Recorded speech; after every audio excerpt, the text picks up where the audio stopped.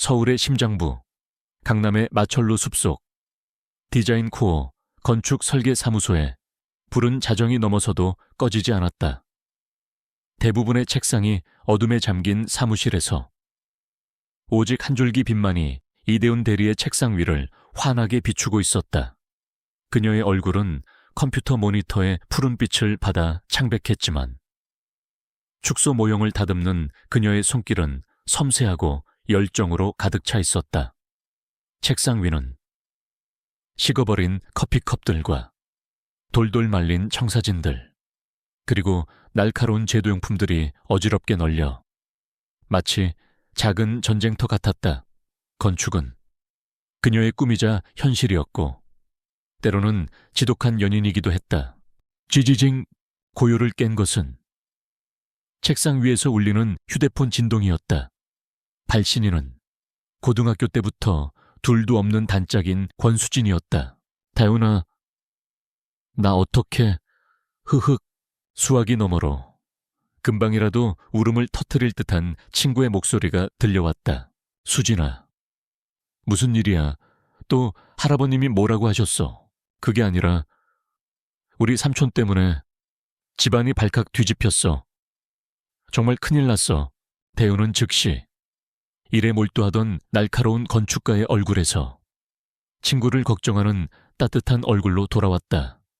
그녀는 내일 만나서 전부 이야기하겠다는 수진을 겨우 달래고 전화를 끊었다.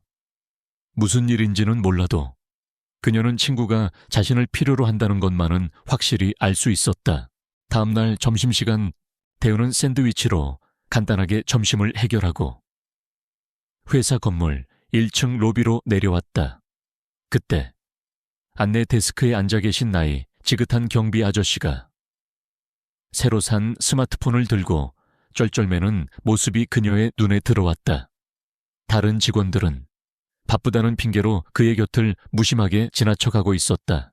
대우는 잠시 망설이다가 그의 곁으로 다가갔다. 아저씨, 제가 도와드릴까요? 그녀는 자신의 소중한 점심시간 20분을 손녀와 영상통화를 하고 싶어하는 경비 아저씨를 위해 기꺼이 사용했다.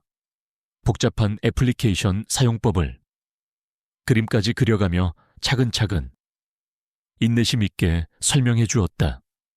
마침내 화면 너머에 손녀와 연결된 아저씨의 얼굴이 아이처럼 환하게 피어오르는 것을 보고 나서야 그녀는 만족스러운 미소를 지으며 자리를 떴다.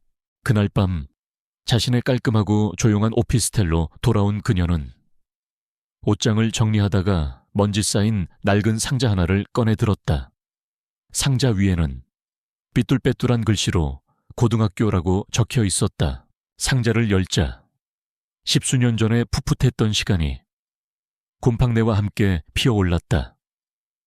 낡은 졸업 앨범, 친구들과 주고받았던 편지들, 그리고 그 상자의 가장 깊숙한 곳에 그녀의 10대 시절을 지배했던 보물들이 잠들어 있었다.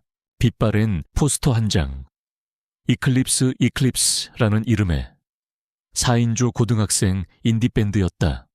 포스터 속에서 밴드의 리더이자 보컬인 남학생은 그림자의 반쯤 가려진 얼굴로 세상 모든 것에 무심한 듯한 날카로운 눈빛을 하고 있었다. 은별은 케이스에 금이 간 그들이 직접 제작했던 유일한 앨범 CD를 꺼내 들었다. 그리고 손가락으로 초승달이 새겨진 낡은 붉은색 기타 피크를 부드럽게 쓸어보았다. 그것은 그들이 갑자기 해체하기 직전 마지막이었던 전설적인 학교 축제 공연에서 그녀가 기적처럼 주었던 것이었다. 전지적 시점의 카메라는 그녀의 내면 깊숙한 곳으로 들어가 그녀의 기억을 비추었다. 그녀의 10대 시절은 결코 순탄하지 않았다. 하지만 힘들고 외로웠던 그 시절, 그녀에게 유일한 위로가 되어주었던 것은 바로 이클립스의 음악이었다. 특히 리더였던 JJ라는 예명의 남학생이 쓴 철학적이고 깊이 있는 가사는 그녀의 텅 빈 마음을 채워주는 유일한 빛이었다. 그는 그녀의 손에 닿을 수 없는 우상이었고 얼굴도 제대로 본 적 없는 첫사랑이었다. 대우는 씁쓸하면서도 달콤한 미소를 지었다. 어렸구나, 그녀는. 이제는 실용적인 건축가가 된 자신이. 한때 그런 것에 열광했다는 사실이 조금은 부끄럽기도 했다. 그녀는 추억이 담긴 물건들을 다시 상자 안에 넣고 침대 밑 가장 깊숙한 곳으로 밀어 넣었다. 과거를. 다시 봉인하듯이 그녀가 막 잠자리에 들려던 순간 휴대폰이 짧게 울렸다. 수진에게서 온 문자였다. 내일 만나자. 우리 삼촌에 대한 얘기야. 내 인생 일대에 가장 큰 부탁을 해야 할 것 같아. 대우는 아무런 의심 없이 답장을 보냈다. 물론이지, 너를 위해서라면. 뭐든지. 그녀는 가장 친한 친구를 위해서라면 무엇이든 할 수 있다고 생각했다. 하지만 그 무엇이든 이라는 말 속에 자신의 학창시절 우상이었고 현재는 까마득한 상사인 남자와의 계약 결혼이 포함되어 있을 것이라고는 꿈에도 상상하지 못했다. 다음 날 이다우는 약속 장소인 호텔 카페에서 평생의 단짝인 권수진을 만났다. 수진의 얼굴은 밤새 울었는지 퉁퉁 부어 있었고 그녀가 가장 아끼던 명품 가방은 구석에 아무렇게나 던져져 있었다. 다윤아, 나 좀 도와줘. 수진은 다윤의 손을 잡고 울먹이며 믿을 수 없는 이야기를 털어놓기 시작했다. 그녀의 집안이자 대윤이 다니는 회사의 모기업인 아키그룹이 지금 심각한 경영 위기에 처해 있다는 것, 그리고 그룹의 명운을 건 거대한 투자 계약의 조건으로 상대편에서 수진의 삼촌인 권재혁의 결혼을 내걸었다는 것. 재혁이 안정적으로 가정을 꾸리는 모습을 보여줘야만 투자를 결정하겠다는 것이었다. 그런데 결혼하기로 했던 여자가 바로 어제 다른 남자랑 외국으로 도망가 버렸어. 결혼식은 이틀 뒤였다. 할아버지는 이 결혼이 깨지면 우리 집안은 끝장이라고. 어떻게든 결혼을 성사시키지 못하면 삼촌을 후계자 자리에서 내치겠다고 하셔. 대훈아, 제발 네가 그 자리에 서주면 안 될까? 그것은 부탁이 아닌 애원이었다.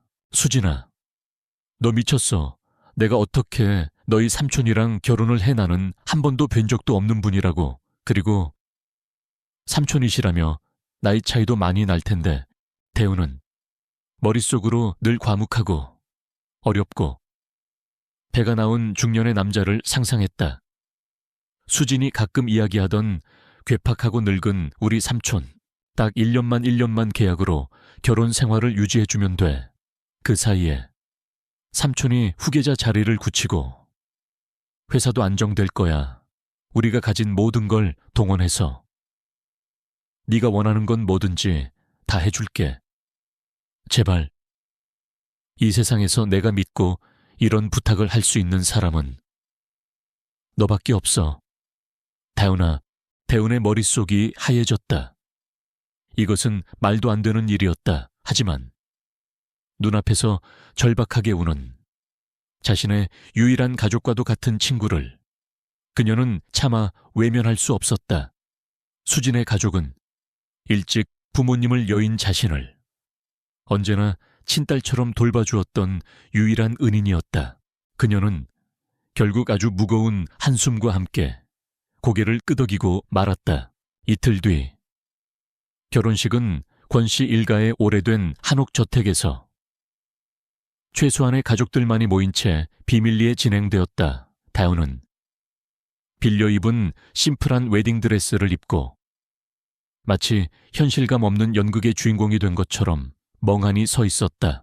마침내 그녀의 신랑이 될 권수진의 삼촌의 모습을 드러냈다. 그가 뒤를 돌아보는 순간 대은의 시간이 멈췄다. 그곳에는 그녀가 상상했던 발 나온 중년의 남자는 없었다.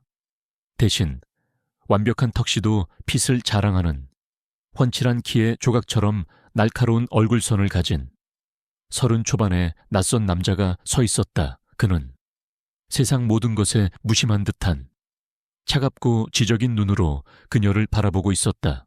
다운은 너무나 당황해서 아무 말도 할 수 없었다. 결혼식은 꿈처럼 흘러갔다. 두 사람은 서로의 눈도 마주치지 않은 채 반지를 교환하고 짧은 서약을 마쳤다. 그는 시종일관 차가웠고 그녀는 어리둥절했다. 그들의 신혼집으로 정해진 한남동의 모던한 고급 빌라. 그곳의 어색한 공기는 숨이 막힐 지경이었다. 각자 다른 방을 쓰도록 하지 대외적으로 필요한 일이 아니면 서로의 사생활은 존중하도록. 그것이 남편이 된 남자가 그녀에게 건넨 첫 마디였다. 그는 그녀를 거실에 홀로 남겨둔 채 자신의 서재로 들어가 버렸다. 홀로 남은 다운은 자신의 아파트에서 가져온 몇 개 안 되는 짐박스를 풀기 시작했다. 그때 부실하게 포장된 상자 하나가 옆으로 기울어지며 그 안의 내용물들이 와르르 바닥으로 쏟아져 내렸다. 그것은 그녀의 고등학교 시절의 추억이 담긴 상자였다. 빛바랜 이클립스의 포스터가 굴러나왔다. 금이 간 CD 케이스가 바닥을 미끄러졌다. 그리고 물을 마시기 위해 서재에서 나온 그의 발치에 붉은색 기타 피크 하나가 툭하고 멈춰 섰다. 그는 걸음을 멈췄다. 그리고 바닥에 떨어진 기타 피크와 포스터를 무심한 눈으로 내려다보았다. 그의 차가운 눈동자에 아주 희미한 오래된 기억의 파편 같은 것이 스쳐 지나갔다. 다운은 자신의 유치한 과거를 들킨 것만 같아 얼굴이 화끈거리며 황급히 짐들을 주워 담기 시작했다. 그녀는 밴드의 리더 제이의 얼굴이 인쇄된 포스터를 창피함에 구겨버리려던 순간 그녀의 손이 허공에서 그대로 멈췄다. 그녀는 천천히 고개를 들었다. 그녀의 시선이 포스터 속 남자의 얼굴과 그녀의 눈앞에 서 있는 남자의 얼굴 사이를 믿을 수 없다는 듯이 오갔다. 고양이처럼 날카롭고 서늘한 눈매, 오뚝한 콧날, 그리고 세상 모든 것을 귀찮아하는 듯한 특유의 과묵하고 무심한 표정. 지금은 그때보다 훨씬 더 어른스럽고 날카로워졌지만 틀림없었다. 자신의 남편, 가장 친한 친구의 삼촌. 방금 자신과 법적으로 묶인 이 남자는 그녀의 학창시절 전체를 지배했던 전설적인 천재이자 유령처럼 사라졌던 바로 그 남자. 그녀의 신이었고 우상이었으며 첫사랑이었던 이클립스의 제이, 권재혁이었다. 그녀의 손에 들려있던 포스터가 힘없이 바닥으로 떨어졌다. 그녀의 입이 소리 없는 비명을 지르기 위해 벌어졌다. 맙소사, 내가 내 우상이랑 결혼했어. 지난밤의 충격적인 발견 이후 다운의 아침은 지옥 같았다. 그녀는 밤새 한숨도 자지 못했다. 자신의 법적 남편이 10대 시절 내내 자신의 세상을 지배했던 우상이었다는 사실. 그것은 로맨틱한 재회가 아닌 끔찍하고 창피한 악몽이었다. 그녀는 스스로에게, 그리고 그녀의 작은 선인장 복돌이에게 맹세했다. 절대로 무슨 일이 있어도 그에게 자신이 그의 팬이었다는 사실을 들키지 않으리라고. 그녀는 그저 돈 때문에 결혼한 아무것도 모르는 무심한 계약안의 역할을 완벽하게 수행해낼 터였다. 그 결심은 출근한 지 1시간도 차이 되지 않아 더 거대한 충격 앞에서 산산조각이 났다. 긴급공지금일 오전 10시. 대강당에서 권재혁 신임 대표이사의 취임 연설이 있겠습니다. 권재혁. 그녀는 자신의 눈을 의심했다. 동명이인일 것이라고.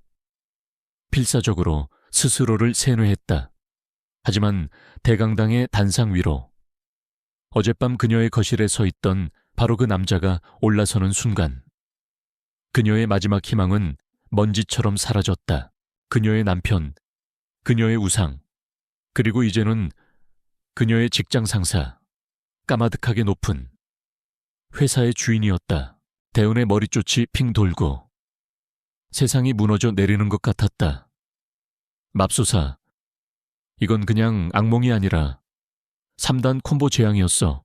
단상 위에서 제역의 차가운 시선이 강당을 훑었다. 그의 시선이 경악으로 하얗게 질린 채 굳어있는 다연의 얼굴에 아주 잠시 머물렀다. 그의 눈동자에 스쳐 지나간 흥미롭다는 듯한 미세한 빛을 그녀는 보지 못했다. 그는 자신의 계약 아내가 자신의 회사 직원이라는 사실을 방금 확인한 참이었다. 이 결혼이라는 게임이 생각보다 훨씬 더 재미있어질 것 같았다. 그날 이후 다은의 이중 생활은 그야말로 지옥과 코미디를 오갔다. 회사에서 그녀는 CEO인 남편을 피하기 위해 필사적인 노력을 했다. 그녀는 그가 탈 것이 분명한 중앙 엘리베이터 대신 비상계단을 이용해 15층 사무실을 오르내렸다. 복도에서는 그의 발소리만 들려도 파티션 뒤로 몸을 숨겼다. 그녀의 기이한 행동에 동료들은 그녀에게 무슨 일이라도 있냐며 걱정하기 시작했다. 그리고 집에서 그들은 완벽한 타인이었다. 그는 밤늦게 들어와 서재로 직행했고 그녀는 그가 잠든 것을 확인한 후에야 고양이처럼 조용히 자신의 방에서 나왔다. 하지만 그는 그녀가 자신을 필사적으로 피하는 모습을 아주 재미있게 즐기고 있었다. 그는 그녀를 놀려주고 싶다는 짓궂은 마음을 참을 수 없었다. 그는 일부러 마케팅팀의 주간보고 회의에 예고 없이 참석했다. 그리고 모두가 보는 앞에서 정확히 그녀를 지목하며 질문을 던졌다. 거기 이다운 대리, 이번 분기 실적 하락의 원인에 대해 어떻게 생각하지? 그의 갑작스러운 질문에 대우는 심장이 멎는 줄 알았다. 그녀는 자리에서 일어나 얼굴이 새빨개진 차에 간신히 떨리는 목소리로 대답을 마쳤다. 그녀의 필사적인 모습에 그의 입가에 누구도 모르는 희미한 미소가 걸려 있었다. 몇 주 후 회사에 새로운 변화의 바람이 불었다. 제혁이 침체된 조직에 활기를 불어넣기 위해 서울의 새로운 랜드마크가 될 복합문화센터의 디자인을 결정할 사내 공모전을 개최한 것이다.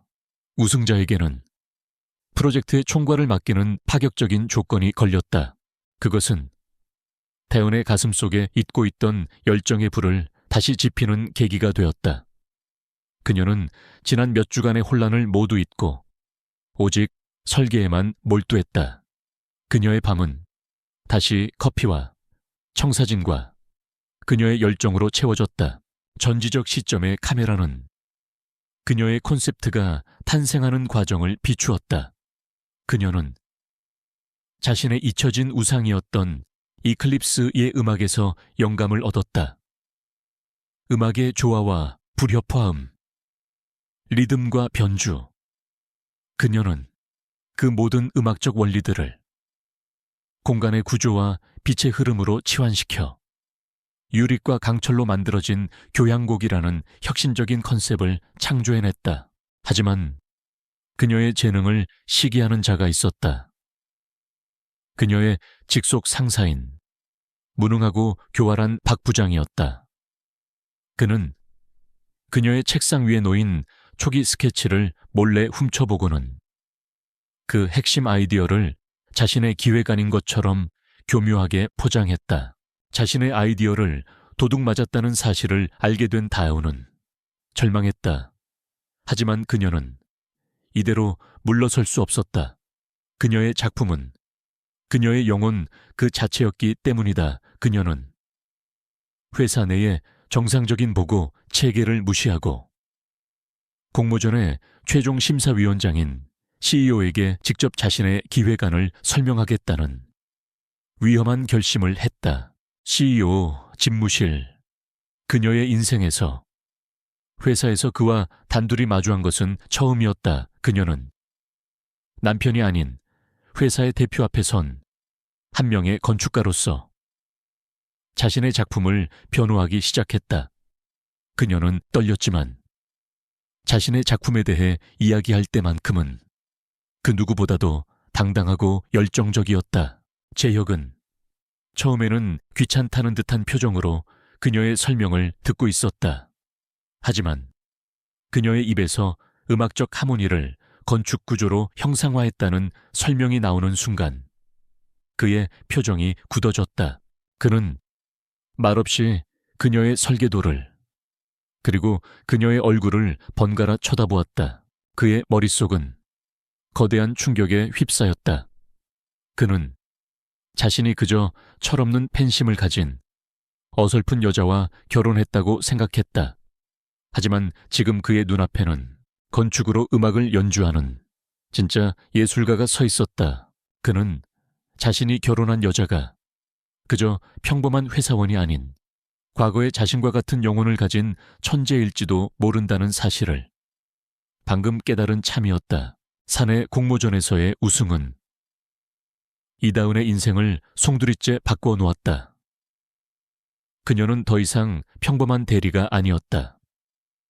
서울의 새로운 랜드마크가 될 수천억 원 규모의 복합문화 센터 프로젝트를 이끄는 총괄팀장이 되었다. 그녀의 이름 앞에는 늘 업계의 주목을 받는 천재 신예라는 수식어가 따라붙었다. 그녀와 권재혁의 관계 역시 미묘한 변화를 맞았다.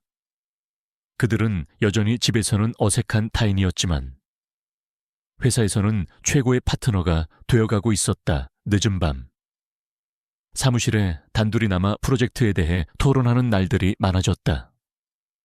건축과 음악, 서로 다른 분야의 두 천재는 자신들도 모르는 사이 서로의 세계에 깊이 공명하고 있었다. 하지만 그녀의 눈부신 성공은 어둠 속에서 그녀를 지켜보는 또 다른 포식자의 질투심에 불을 지폈다. 아키그룹의 오랜 라이벌, 태아건설의 윤 회장이었다. 그는 자신의 회사가 놓친 프로젝트를 이끄는 신예 건축가 이다운에게 깊은 흥미를 느꼈다. 그는 처음에는 파격적인 조건을 제시하며 그녀를 스카우트하려 했다. 이다운 팀장, 우리 태아건설로 오시오. 지금 받는 연봉의 2배, 그리고 프로젝트에 대한 모든 정원을 주겠소. 하지만 대우는 단호하게 그의 제안을 거절했다. 죄송합니다. 회장님, 저는 제 프로젝트와 저를 믿어준 제 팀원들을 배신할 수 없습니다. 그녀의 거절에 윤 회장의 부드러웠던 인상이 차갑게 굳어졌다. 그는 그녀의 배경에 대해 뒷조사를 지시했다. 그리고 얼마 지나지 않아 그녀와 권재혁이 비밀리에 혼인신고를 한 계약 부부라는 사실을 알아냈다. 그의 입가에 비열한 미소가 걸렸다. 그는 그녀를 손에 넣을 수 없다면 부서뜨려 버리기로 결심했다. 프로젝트의 운명이 걸린 서울시 및 투자자들을 대상으로 한 최종 발표회 날 발표회가 열리는 시청의 대강당은 대한민국 건축계와 재계의 거물들로 가득 차 뜨거운 열기로 넘쳐 흘렀다. 대우는 조금 긴장했지만 한편으로는 설레었다. 자신의 인생을 건 작품을 세상에 처음으로 선보이는 날이었다. 객석 맨 앞줄에 앉은 재혁이 그녀를 향해 알아차릴 듯 말 듯 격려의 눈빛을 보냈다. 그녀의 발표는 완벽했다. 그녀는 유리와 강철로 만들어진 교향곡이라는 자신의 콘셉트를 열정적이면서도 논리정연하게 설명해 나갔다. 그녀의 발표에 심사위원들인 시의원들과 투자자들은 깊은 감명을 받은 듯 연신 고개를 끄덕였다. 프로젝트의 성공은 거의 확실해 보였다. 문제는 발표가 끝난 후 이어진 질의응답 시간에 터졌다. 악명 높은 한 온라인 매체의 기자가 손을 번쩍 들고 일어섰다. 그는 프로젝트에 대한 기술적인 질문 대신 날카로운 독이 담긴 질문을 다운의 심장에 겨누었다. 이다운 팀장님. 그의 목소리에는 노골적인 비아냥이 섞여 있었다. 혜성처럼 등장한 팀장님의 성공 스토리는 정말 감동적이군요. 혹시 그 성공 스토리의 비결이 아키그룹의 권재혁 대표와의 아주 특별한 관계 덕분은 아닌지 시의회에 설명해 주실 수 있겠습니까? 강당이 순간 찬물을 끼얹은 듯 조용해졌다. 모든 카메라가 일제히 무대 위의 다운을 향해 돌아섰다. 기자는 쐐기를 박듯 말을 이었다. 두 분께서 이 중요한 프로젝트의 사내 공모전이 발표되기 며칠 전 비밀리에 혼인신고를 하셨다는 것이 사실입니까? 이것은 천재 건축가의 탄생입니까? 아니면 대표이사가 자신의 비밀스러운 연인에게 서울시에 막대한 예산이 투입되는 프로젝트를 밀어준 추악한 스캔들입니까? 스캔들. 그 단어가 거대한 폭탄처럼 강당 안에서 터져나갔다. 대우는 그 자리에 얼어붙었다. 스포트라이트가 마치 취조실의 조명처럼 그녀를 뜨겁게 내리쬐었다. 그녀의 빛나는 성공은 한순간에 추악한 스캔들로 전락해버렸다. 그녀는 객석에서 자신을 보며 만족스러운 미소를 짓고 있는 태하건설의 윤 회장을 보았다. 그리고 방금 전까지 감탄의 눈으로 자신을 보던 시의원들과 투자자들이 이제는 차가운 의심의 눈으로 자신을 쳐다보는 것을 보았다. 마지막으로 그녀의 시선이 객석 맨 앞줄에 재혁에게로 향했다. 그는 무표정했다. 그의 얼굴은 다시 처음 만났던 그날처럼 어떤 감정도 읽을 수 없는 차가운 얼음 가면으로 뒤덮여 있었다. 전지적 시점의 카메라는 그의 내면에서 들끓는 분노와 그녀를 지켜주지 못했다는 자책감을 비추었지만 무대 위의 다현은 그것을 볼 수 없었다. 그녀의 머릿속에 절망적인 생각이 스쳐 지나갔다. 끝났어. 그는 부인해야만 해. 회사를 구하기 위해서. 그는 나를 버릴 거야. 모든 것이 그녀의 탓인 것만 같았다. 그녀의 존재가 그와 그의 회사에 돌이킬 수 없는 피해를 입힌 것이다. 강당 안의 모든 사람들이 이제 CEO 권재혁의 입술만 바라보고 있었다. 이 재앙과도 같은 스캔들을 그가 어떻게 수습할 것인지 강당 안의 모든 공기가 한 기자의 잔인한 질문 속에서 얼어붙었다. 수백 개의 카메라 렌즈가 일제히 단상 위에 홀로 선 이다운의 창백한 얼굴로 향했다. 그녀가 밤새워 이룩한 눈부신 성과는 대표이사의 비밀 연인이라는 추악한 스캔들의 낙인 아래 한순간에 더럽혀지고 있었다. 대우는 그 자리에 얼어붙었다. 아무런 변명도 해명도 할 수 없었다. 그들의 결혼은 실제로 계약으로 시작된 것이었으니까 그녀는 객석에 앉은 권재혁을 바라보았다.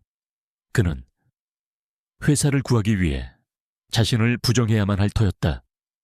그녀는 곧 닥쳐올 차가운 선고를 기다리며 모든 것을 체념했다. 바로 그때 권재혁이 자리에서 일어났다.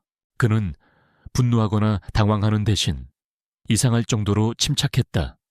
그는 객석 맨 앞줄에서 무대 위로 그녀의 곁으로 천천히 그러나 망설임 없이 걸어 나왔다. 그가 그녀의 옆에 서는 것만으로도 장내의 모든 시선이 그에게로 쏠렸다. 그는 발표용 마이크를 잡았다. 강당 전체가 그의 입술만 바라보며 숨을 죽였다. 그는 질문을 던진 기자를 똑바로 쳐다보았다. 네?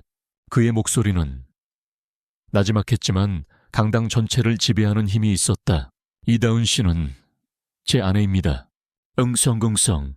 그의 폭탄 선언에 장내가 술렁이기 시작했다. 태하건설 윤 회장의 입가에 계획대로 되었다는 비열한 미소가 걸렸다. 재혁이 제 발로 함정 속으로 걸어 들어온 셈이었다. 하지만 재혁이 말을 이었다. 당신은 이야기의 순서를 완전히 잘못 알고 있군요. 그의 목소리에 이전과는 다른 깊고 개인적인 감정이 실리기 시작했다. 이 자리에 계신 분들 중 십수년 전 이클립스라는 고등학생 밴드를 기억하는 분이 계실지 모르겠습니다. 그의 뜬금없는 말에 장내는 더욱 혼란에 빠졌다. 그는 말을 이었다. 저는 그 밴드의 리더 제이였습니다. 그는 지난 10년간 그 누구에게도 꺼내지 않았던 자신의 가장 깊은 과거를 세상 앞에 드러내기 시작했다. 음악이 자신의 전부였던 시절, 그리고 밴드 멤버가 겪었던 비극적인 사고로 인해 모든 꿈을 포기하고 음악을 떠나야만 했던 자신의 상처. 그는 그때 자신의 영혼도 함께 죽었다고. 그래서 차가운 비즈니스의 세계 뒤로 자신을 숨겨왔다고 담담하게 고백했다. 그리고 그는 몸을 돌려 옆에 서 있는 다운을 바라보았다. 지난 10년간 제 세상은 무채색이었습니다. 영혼이 없는 세상이었죠. 그러다 저는 이 디자인을 보게 되었습니다. 그는 스크린에 떠있는 그녀의 설계도를 가리켰다. 유리와 강철로 만들어진 교향곡, 리듬과 하모니와 그리고 음표와 음표 사이에 침묵이 주는 여운까지도 이해하고 있는 건축물. 그는 다시 한번 장래를 향해 그리고 세상을 향해 자신의 모든 것을 내던지는 선언을 했다. 그의 목소리는 이제 흔들림 없는 확신으로 가득 차 있었다. 분명히 말씀드리죠. 저는 이 설계의 건축가가 제 아내이기 때문에 이 디자인을 선택한 것이 아닙니다. 그는 잠시 말을 멈췄다. 그의 눈빛은 강당 전체를 압도할 만큼 강렬했다. 저는 이 건축가가 제가 음악 속에서 그토록 추구했던 천재성과 영혼을 가졌기 때문에 그녀와 결혼하기로 결심했습니다. 그녀는 부정한 방법으로 경쟁에서 이긴 직원이 아닙니다. 그녀는 진짜 예술가입니다. 그녀는 제 사업 파트너이자 저의 뮤즈입니다. 뮤즈. 그의 마지막 한마디는 추악했던 스캔들을 한편의 위대하고 낭만적인 러브스토리로 바꾸어 놓는 마법과도 같은 힘을 가지고 있었다. 장내는 완벽한 침묵에 휩싸였다. 사람들은 자신의 가장 깊은 상처와 과거를 드러내며 한 여자의 재능에 대한 절대적인 믿음과 존경을 표하는 그의 모습에 압도당했다. 태아건설 윤 회장의 얼굴에서 미소가 사라지고 분노와 당혹감이 떠올랐다. 그의 완벽했던 계획은 그가 상상할 수 있는 가장 극적인 방식으로 역풍을 맞은 것이다. 침묵을 깬 것은 심사위원장이었던 서울시 부시장이었다. 그가 자리에서 일어나 가장 먼저 박수를 치기 시작했다. 그러자 강당의 모든 사람들이 약속이라도 한 듯 기립하여 우레와 같은 박수를 쏟아내기 시작했다. 그것은 단순히 설계안에 대한 박수가 아니었다. 한 천재의 귀환과 그를 다시 일어서게 한 또 다른 천재의 탄생에 대한 진심 어린 찬사였다. 프로젝트는 그렇게 만장일치로 통과되었다. 대우는 자신을 향해 쏟아지는 박수 소리를 들으며 눈물을 흘렸다. 그녀는 자신을 쳐다보고 있는 재혁을 바라보았다. 그녀는 처음으로 그를 직장 상사도 계약 남편도 10대 시절의 우상도 아닌 자신의 가장 깊은 곳을 이해하고 자신을 지키기 위해 모든 것을 내던진 한 남자로서 바라보고 있었다. 그가 그녀에게로 다가왔다. 그리고 모두가 보는 앞에서 그녀의 뺨에 흐르는 눈물을 부드럽게 닦아주었다. 그들의 요란했던 공개적인 시련은 이제 그들의 조용하고 진실된 시작을 위한 가장 완벽한 축복의 무대가 되어 있었다. 권재혁의 영웅적인 명예회복과 드라마틱한 러브스토리는 순식간에 세상을 뒤덮었다. 그들의 이야기는 단순한 기업의 프로젝트 발표회를 한편의 감동적인 영화로 만들어버렸다.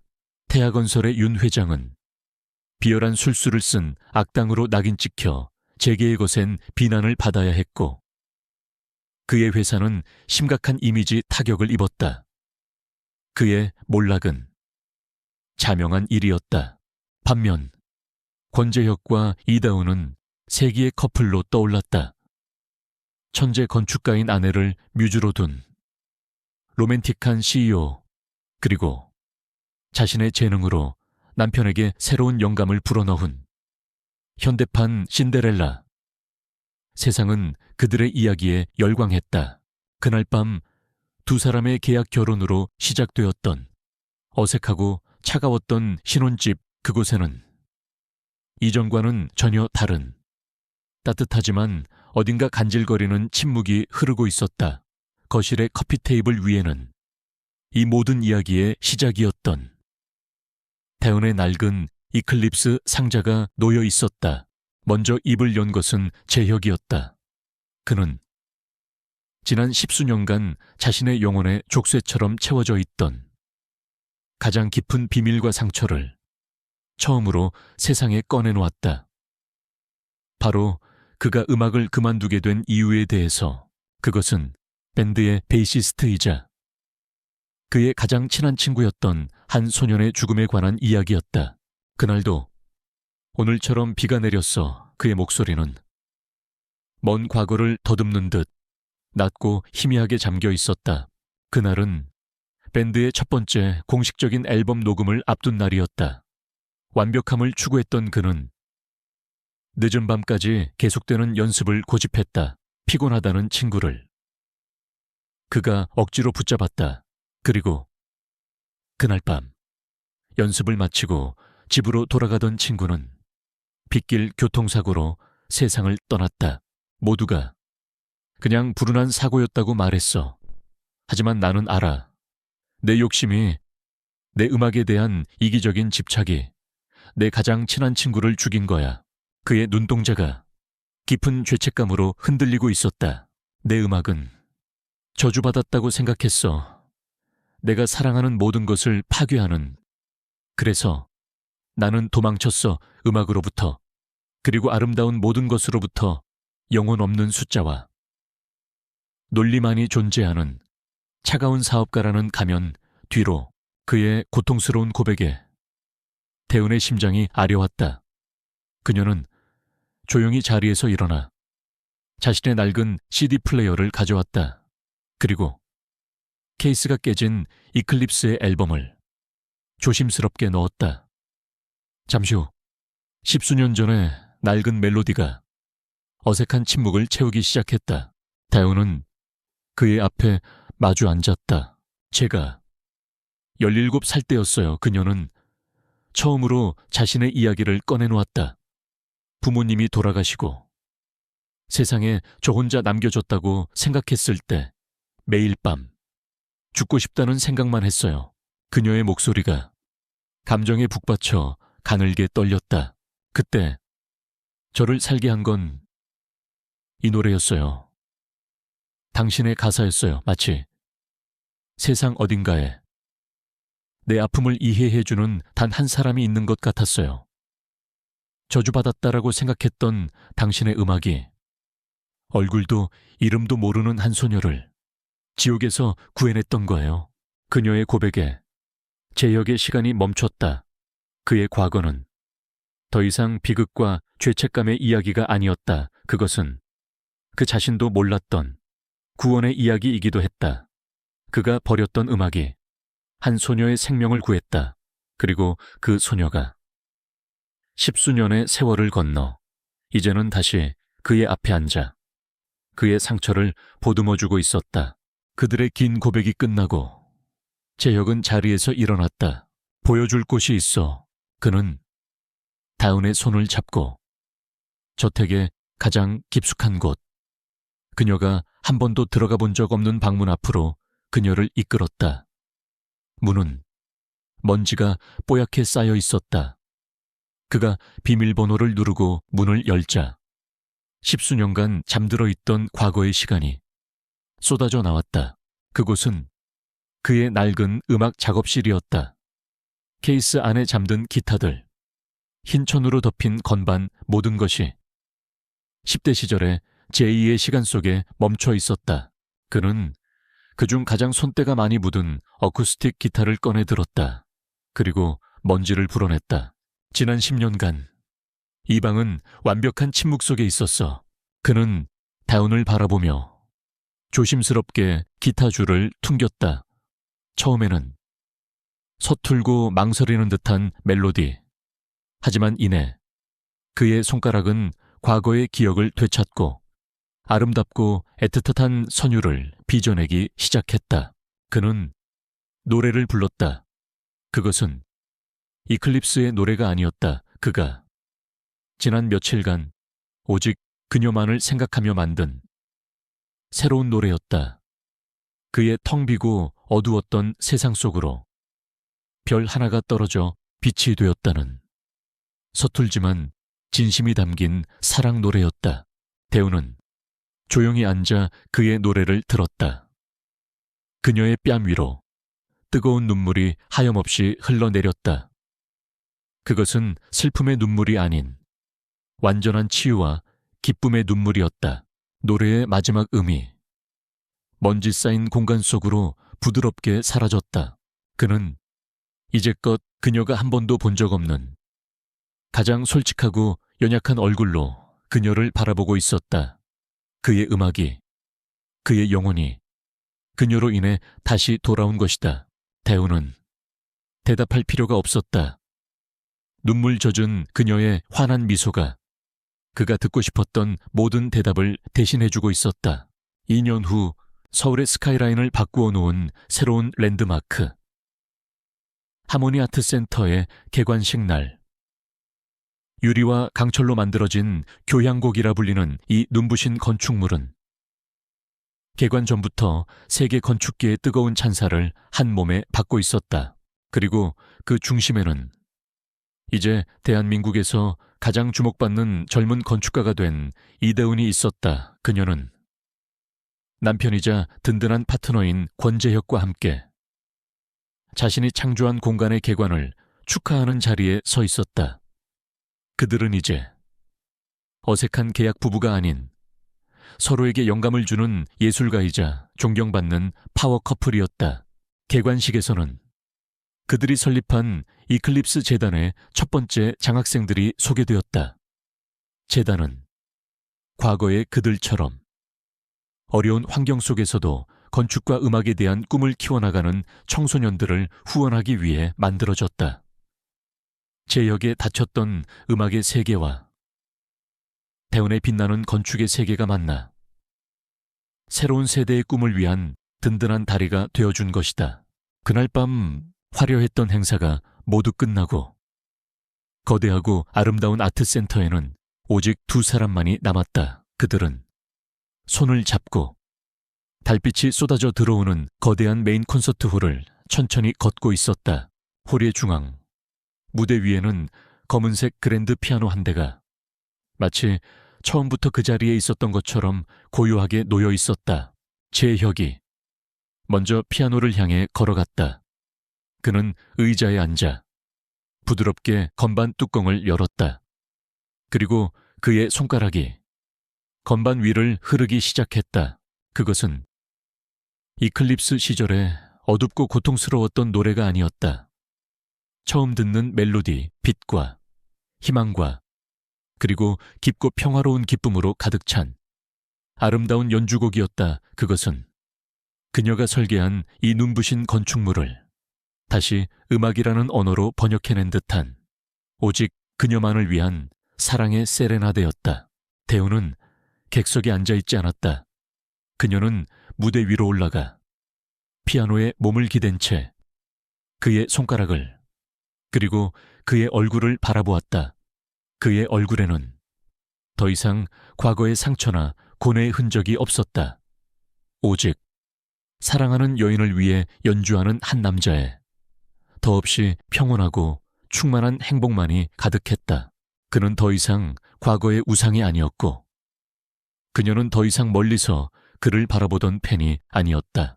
그들은 시간과 상황을 뛰어넘어 마침내 서로를 알아본 두 명의 예술가이자 서로의 영혼을 구원한 동반자였다.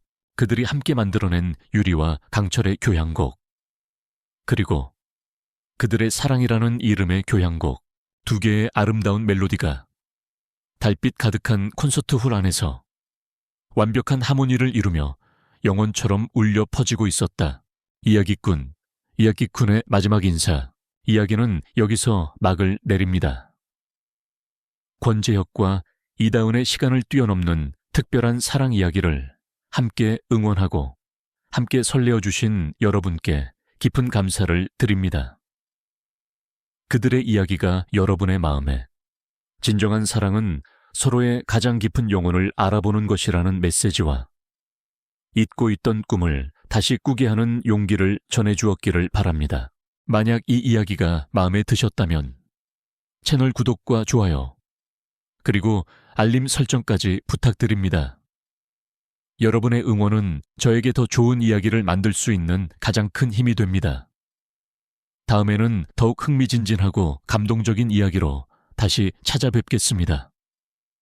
감사합니다.